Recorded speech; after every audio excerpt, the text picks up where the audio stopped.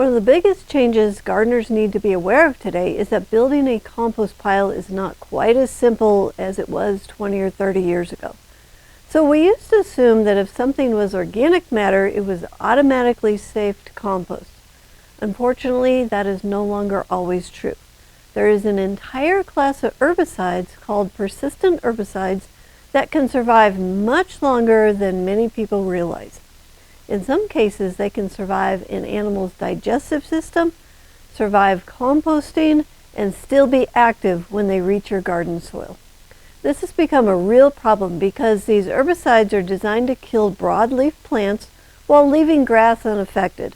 So farmers may spray hayfields or pastures to control weeds. Cattle, horses, or other livestock, they eat the treated foliage. The herbicide passes through the animal and remains in the manure. And then that manure then may be sold or shared as organic fertilizer, manure, or compost ingredients for gardens. And then gardeners unknowingly bring it home, add it to their compost pile, and then months later begin to see strange damage in their vegetable garden. One of the most common herbicides associated with this problem is aminopyrrolid. It was designed to persist long enough to continue controlling weeds after application. Unfortunately, that persistence is exactly what creates the problems for gardeners.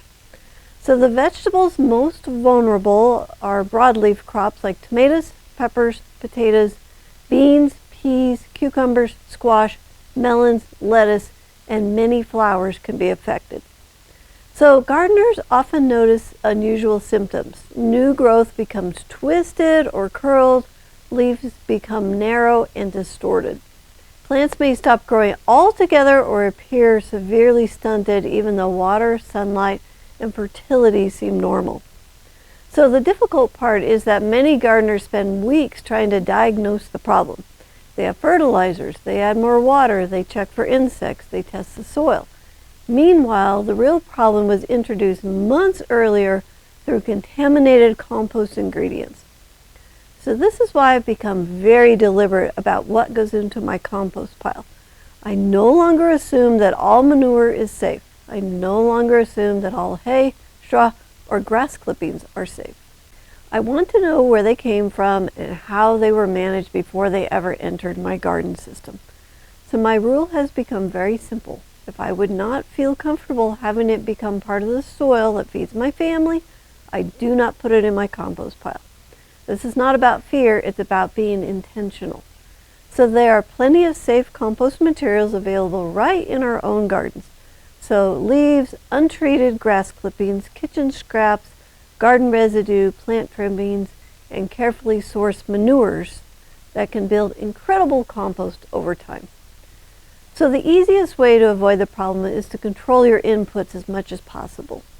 If you purchase manure, compost, straw, hay, or grass clippings from outside sources, ask questions.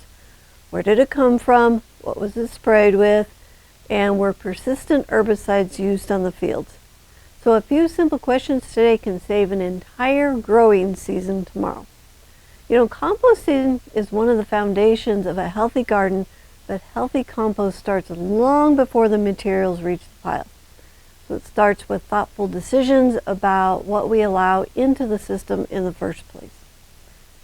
So if you want to see how compost fits into a larger, less work garden system, I put together a free guide called Grow More Food with Less Work, the 8-Step Abundance Garden System, where I walk through this simple foundation that we use here on the farm to make gardening easier, simpler, and more productive. The link is in the description below.